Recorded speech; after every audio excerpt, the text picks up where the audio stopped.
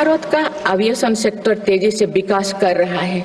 देश की एयरलाइन कंपनियों ने 1700 से अधिक नए विमानों के ऑर्डर दिए हैं।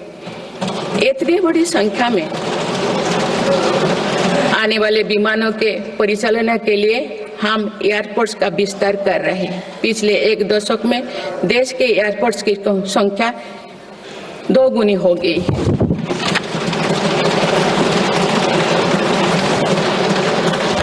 माननीय सदस्यगण, विकसित भारत को गति देने के लिए हमारे शहरों को फ्यूचर रेडी बनाना आवश्यक है। इस दिशा में मेरी सरकार ने शहरी सुविधाओं का आधुनिकीकरण कर उन्हें एनर्जी एफिशिएंट बनाने पर जोर दिया है। साथ ही नए शहर के विकास के भी नींव रखी जा रही है। मेरी सरकार ने लगभग 28,000 करोड़ रुपया के निवेश से देश भर में 12 इंडस्ट्रियल नोड और शहरों के पास 100 औद्योगिक पार्क बनाने का भी निर्णय लिया है।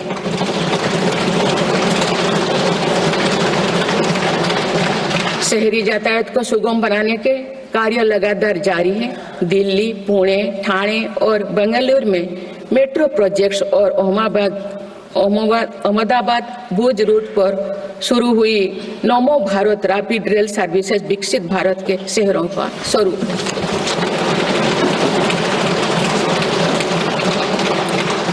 कुछ सप्ताह पूर्व ही दिल्ली में रिठारा नरेला कुंडली कॉरिडोर का काम शुरू हुआ है, जो दिल्ली मेट्रो नेटवर्क के बड़े सेक्शन में से एक होगा। मेरी सरकार के निरंतर प्रयास से दिल्ली में मेट्रो टूर लगातार बढ़ रहा है। 2014 में दिल्ली एनसीआर में मेट्रो का कुल नेटवर्क 200 किलोमीटर से भी कम था। अब ये बढ़कर दुगुना से भी ज्यादा हो गया।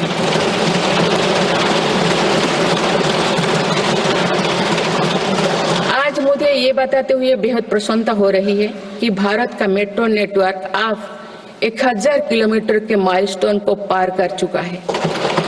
भारत अब मेट्रो नेटवर्क के मामले में दुनिया का तीसरा सबसे बड़ा देश बन गया।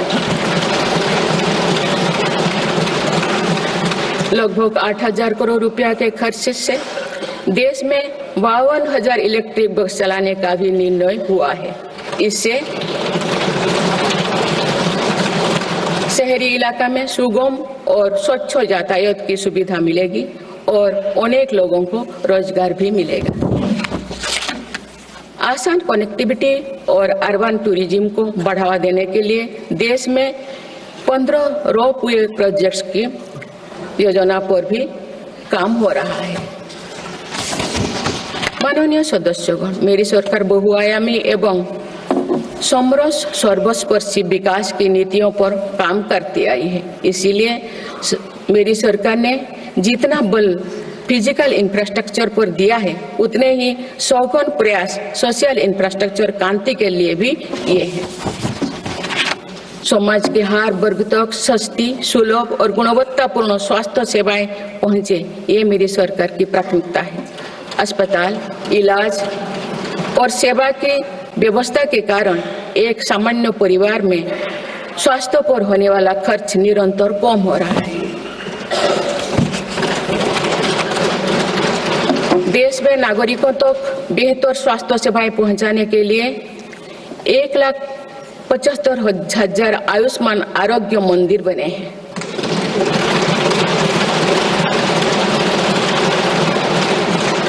देश में कैंसर मरीजों की बढ़ती संख्या और इलाज में होने वाले खर्च को देखते हुए अनेक कैंसर दवाओं को कस्टम ड्यूटी में से मुक्त कर दिया गया है।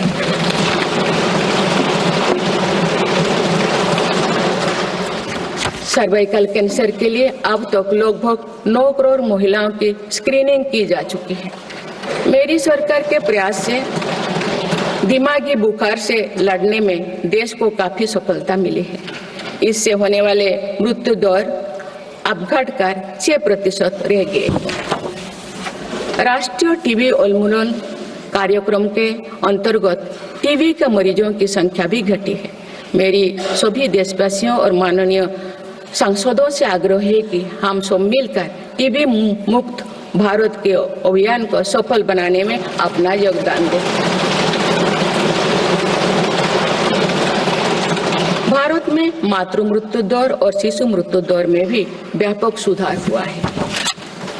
गर्भवती महिलाओं और बच्चों के टीकाकरण कार्यक्रम की सही ट्रैकिंग रखने के लिए यूइन पोर्टल लॉन्च किया गया है। इस पोर्टल पर अब तक लगभग 30 करोड़ वैक्सीन खुराक दर्ज हो चुका है। टेलीमेडिसिन के माध्यम से 30 करोड़ से अधिक ई टेली कंसल्टेशन से नागरिकों को स्वास्थ्य लाभ मिला है। सरकार अगले 5 सालों में देश के मेडिकल कॉलेजों में 75,000 नई सीटों के सृजन के लिए भी काम कर रही है। सरकार हेल्थ इंफ्रास्ट्रक्चर और मेडिकल इक्विपमेंट मैन्युफैक्चरिंग को बढ़ावा दे रही है। देश में नई बल्क ड्रग और मेडिकल डिवाइसेस के पार्क भी बनाया जा रहा है। हमने रोजगार के अनेक नए अवसर उपलब्ध हो रहा है। माननीय सदस्यगण, भारत में आधुनिक और आत्मनिर्भर कृषि व्यवस्था हमारा लक्ष्य है। मेरी सरकार किसानों को फसलों का उचित दाम दिलाने और उनकी आय बढ़ाने के लिए समर्पित भाव से काम कर रही है।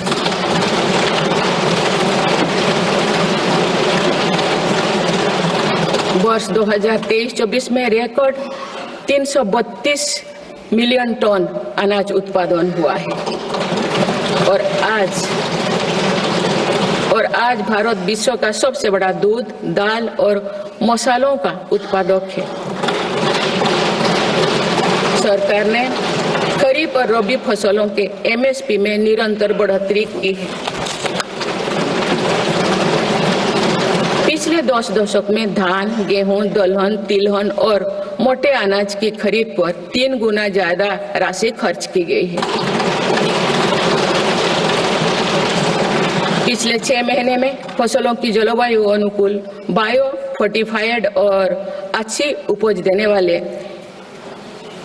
109 उन्नत प्रजातियां किसानों को सौंपी गई है।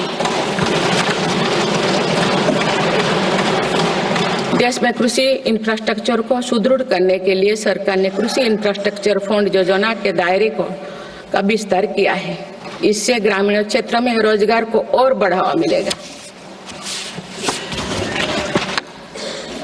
देश में तिलहन उत्पादन को बढ़ावा देने और खाद्य तेलों में आत्मनिर्भरता प्राप्त करने के उद्देश्य से national mission on oil seeds को स्वीकृति दी गई है। प्राकृतिक खेती को बढ़ावा देने के लिए भी राष्ट्रीय मिशन चलाया जा रहा है।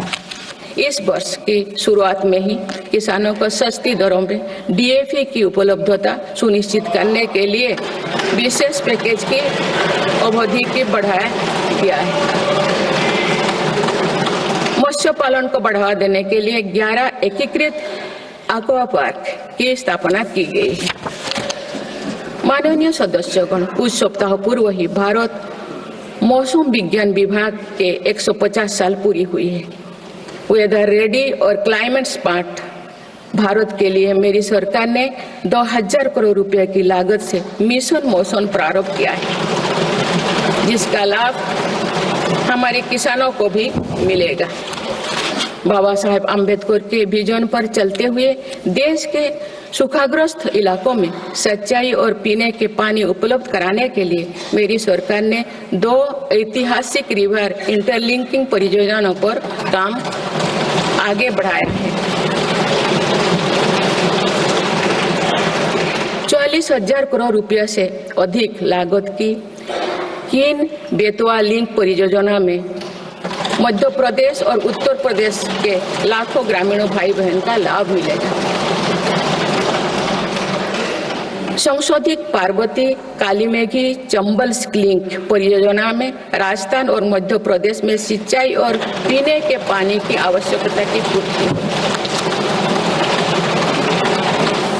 पोलावरम सिंचाई परियोजना को पूरा करने के लिए 12,000 करोड़ रुपया की अतिरिक्त राशि भी स्वीकृत की गई है। माननीय सदस्यगण, हमारे 8 लाख सहकारी संस्थाएं एवं उनके 19 करोड़ हितधारक सदस्य ग्रामीण भारत के करीब 90% क्षेत्र का प्रतिनिधित्व करते हैं। बीते वर्षों में शहरी क्षेत्रों में भी सहकारी संस्थाओं का विस्तार हुआ है। सहकारी सेक्टर के आर्थिक सशक्तिकरण के लिए उठाए गए विभिन्न कदमों के फलस्वरूप रोजगार के अनेक अवसर सृजित हो गए हैं। वर्ष 2025 को अंतर्राष्ट्रीय सहकारिता वर्ष के रूप में मनाया जा रहा है, जिसमें भारत अपना महत्वपूर्ण योगदान देगा।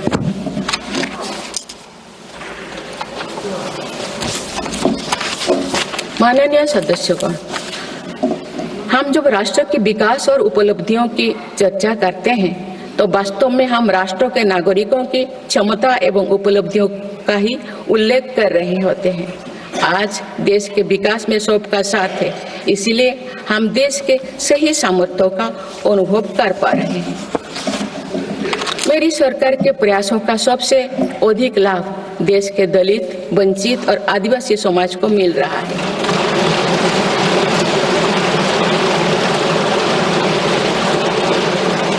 आजादी के दशकों बाद भी हमारे जिस जनजातीय एवं आदिवासी समाज की उपेक्षा होती रही, मेरी सरकार ने उसके कल्याण को पहली प्राथमिकता दी है।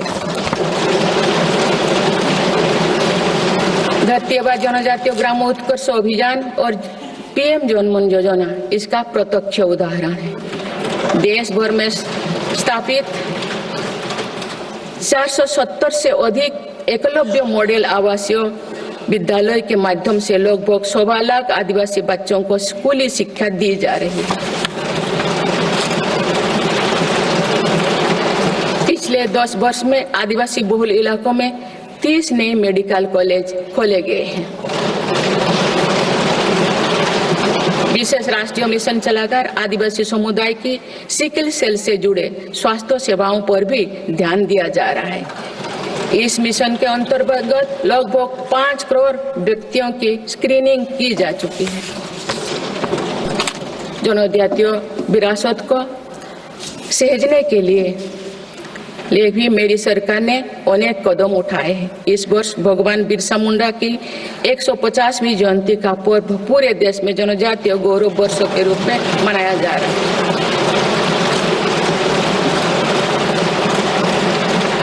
माननीय सदस्यगण, विकसित भारत की एक महत्वपूर्ण कसौटी देश का संतुलित विकास है। किसी क्षेत्रों में ये भावना नहीं होनी चाहिए कि वे विकास में पीछे छूट गए हैं। मेरी सरकार ने नॉर्थ ईस्ट के लोगों की इन्हीं भावनाओं को समझा, उनके दिल से दूरियों का भाव समाप्त किया।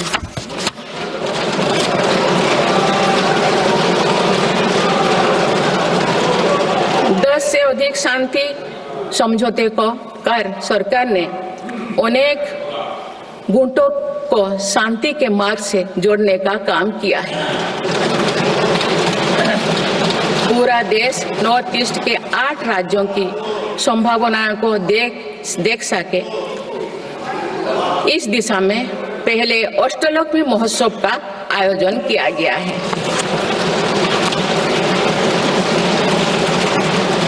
पूर्वोत्तर के विकास के साथ साथ सरकार ने देश के पूर्वोत्तर यानी पूर्वी राज्यों के सर्वांगीण विकास की कार्य योजना पर काम शुरू कर दिया गया है, जिससे रोजगार के नए अवसर भी उपलब्ध होगी। अंडमान निकोबार एवं लक्षद्वीप में विकास की कई परियोजनाएं प्रारंभ कर उन्हें राष्ट्र की विकास यात्रा में महत्वपूर्ण स्थान दिया गया है। अनुच्छेद 370 हटाने के बाद जम्मू कश्मीर में विकास का एक नया वातावरण बना है।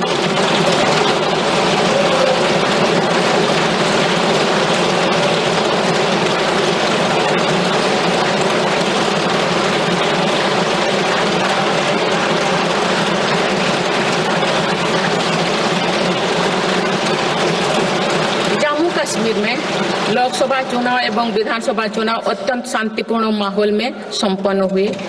जम्मू कश्मीर के लोग इसके लिए बधाई के पात्र हैं। माननीय सदस्यगण, राष्ट्र या समाज की सफलता समावेशी एवं सर्वस्पर्शी तभी होती है जब वो सिद्धांतों से प्रेरित हो। इसलिए मेरी सरकार ने उन मौलिक सिद्धांतों को हमेशा अपने कार्यनीति के केंद्र में रखा, जिनका निर्देश हमारे संविधान ने दिया है। संविधान के आलोक में मेरी सरकार की प्रमुख सैद्धांतिक प्रेरणा है सेवा।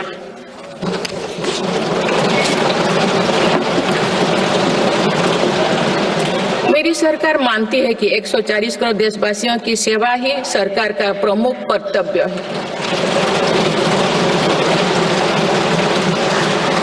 इस दिशा में सरकार पूरी संवेदनशीलता से काम कर रही है। समाज के पिछड़े वर्ग और सफाई कर्मचारियों को आसान लोन मुहैया कराने के लिए पीएम सूरज योजना का विस्तार किया गया है। सरकारी योजनाओं का लाभ दिव्यांगजनों तक पहुंचाने के लिए 1 करोड़ से अधिक दिव्यांग पहचान पत्र जारी किए गए हैं। स्वच्छता सैनिकों के लिए चलाई जा रही नमस्ते योजना का विस्तार कर अब स्वच्छता का बीड़ा उठाने वाले भाई बहनों को भी इसमें शामिल किया गया है। विकसित भारत की यात्रा में कोई भी छूटने ना पाए, इस ध्येय के अनुरूप मेरी सरकार सैचुरेशन अप्रोच के साथ काम कर रही है। माननीय सदस्यगण, बीता दशक भारत की सांस्कृतिक चेतना के पुनः जागरण का दशक रहा है।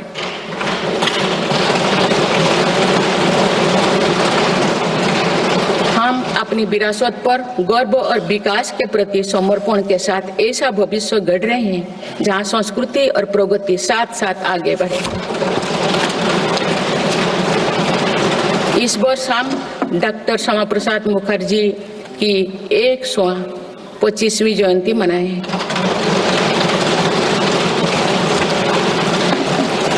उन्होंने कहा था कि सच्चा राष्ट्रवाद केवल भारत की भौतिक एकता नहीं, बल्कि उनकी सांस्कृतिक एकता को मजबूत करने में है।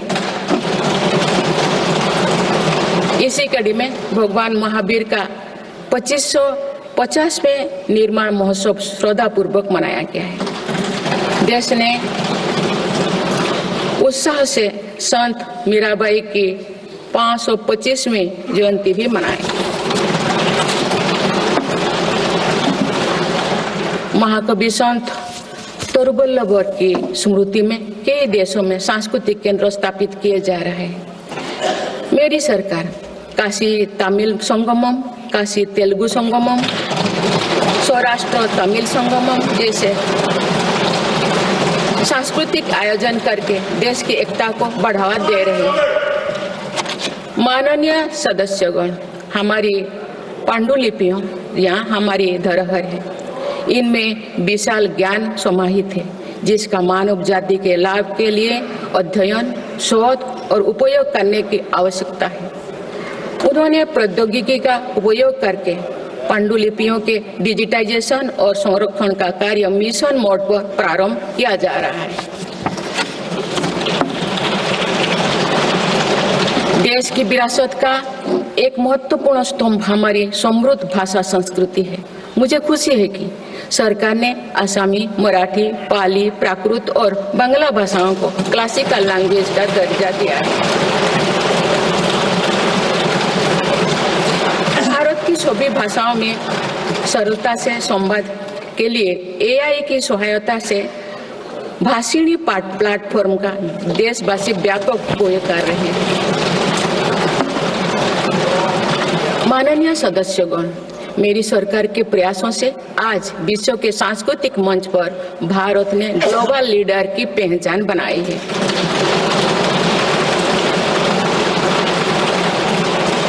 सभी एशियाई बौद्ध देशों को आपस में जोड़ने के लिए मेरी सरकार ने पहली एशियाई बुद्धिस्ट कॉन्फ्रेंस का आयोजन किया।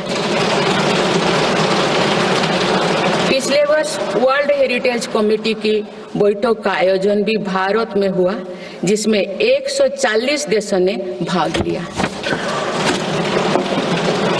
अंतर्राष्ट्रीय योग दिवस के माध्यम से पूरा विश्व आज भारत की योग परंपरा को अंगीकार कर रहा है।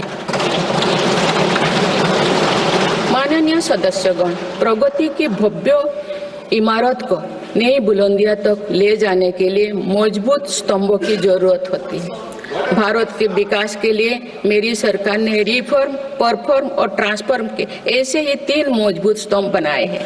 आज ये सब पूरी दुनिया में भारत के नए गवर्नेंस मॉडल का पर्याय बन गए हैं। सरकार ने संविधान के लागू होने से पहले बने कानूनों की विस्तृत समीक्षा की है। कई कानूनों को निरस्त या संशोधन किया जा रहा है ताकि पूरा तंत्र वर्तमान सामाजिक और आर्थिक चुनौतियों का सामना कर सके। सरकार अब तक 1500 से अधिक पुराने और आवश्यक कानूनों को निरस्त कर चुके हैं। गुलामी के कानूनों को